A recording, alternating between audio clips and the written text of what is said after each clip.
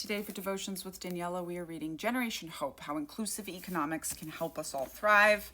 This is something I'm reading from my own personal practice of deprogramming the bad stuff. If you would like to read along with me for the next couple of months, you can get copies attached here.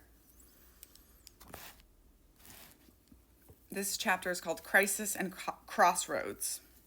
The COVID-19 pandemic drew back the curtain to lay bare many of society's most pernicious inequalities, which have only increased at multiple levels in various countries around the world.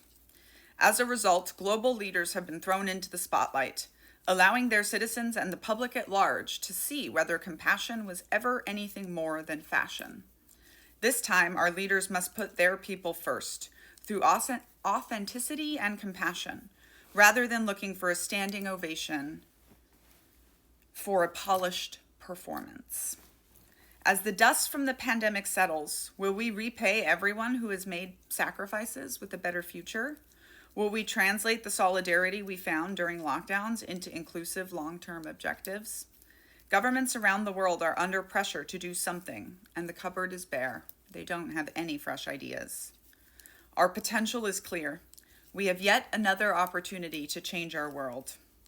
For me, our priorities are staring right at us.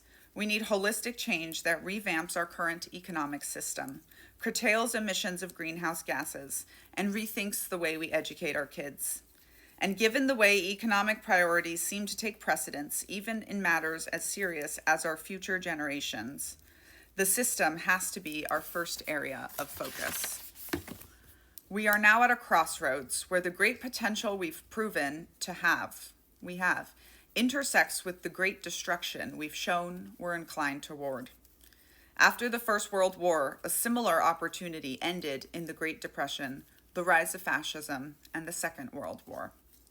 While history repeats itself, the one difference in our current crisis, there's actually many differences in our current crises because history doesn't repeat, it rhymes, is that the urgency has escalated. The scope of the problem is no excuse for inaction.